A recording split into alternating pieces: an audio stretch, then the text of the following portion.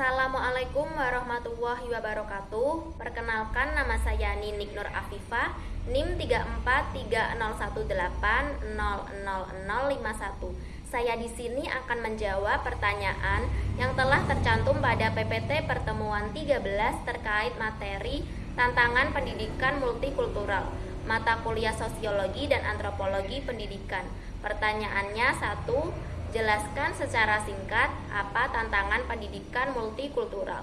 Tantangan utama yang dihadapi adalah bahwa proses penyebaran dan sosialisasi kebijakan pendidikan multikultural dalam kurikulum nasional tersebut perlu melibatkan semua stakeholder yang relevan di tingkat makro dan mikro dalam pendidikan secara menyeluruh.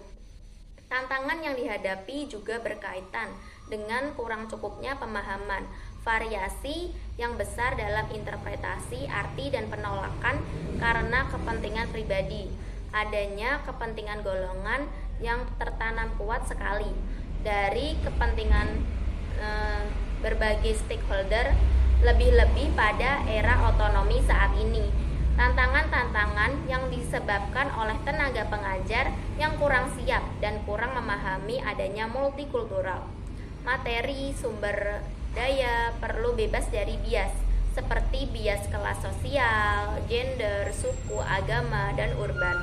Dengan demikian, para pengarang sumber materi perlu menggunakan perspektif multikultural. Sekolah-sekolah umumnya perlu dapat bebas dari stereotip dan prasangka atau prejudis yang bersumber dari rasa primordialisme kesukuan, keagamaan, dan kelas sosial. Selanjutnya, stereotip sering diekspresikan dalam proses belajar mengajar karena menganggap anak pendatang lebih baik dari anak pribumi asli daerah tersebut.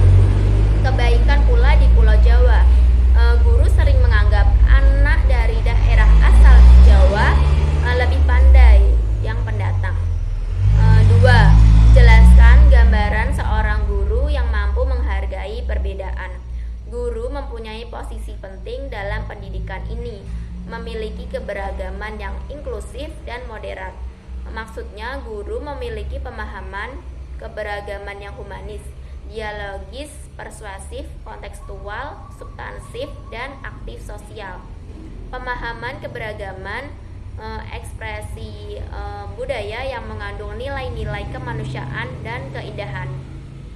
Pemahaman yang humanis adalah mengakui pentingnya nilai-nilai kemanusiaan, dapat diimplementasikan dengan adanya kepedulian sosial, menghormati hak asasi orang lain, membangun perdamaian dan perdamaian antar umat manusia.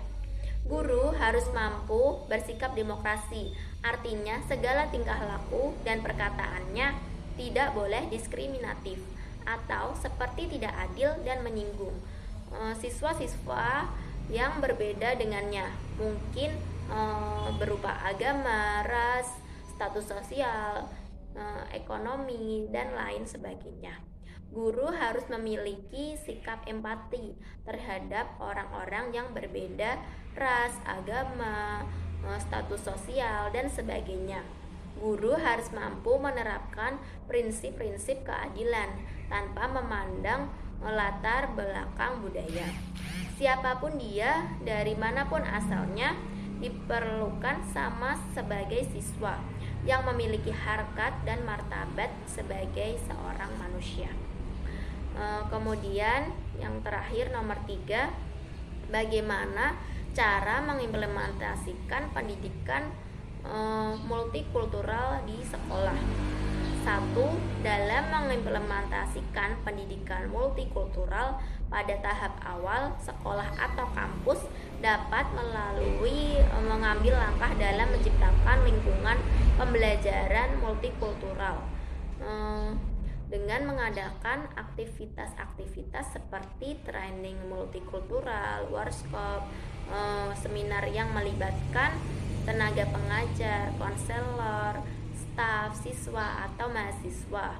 Sekolah dapat bekerja sama dengan organisasi-organisasi masyarakat, NGO, komite sekolah, dewan pendidikan, dan MGMP Dua, di samping untuk pemahaman bersama juga perlu meningkatkan interaksi sosial dan memupuk kerjasama sekolah dengan stakeholder, sehingga keberadaan sekolah tidak dipandang sebagai menara gading yang jauh dari realitas dan permasalahan sosial yang ada di masyarakat.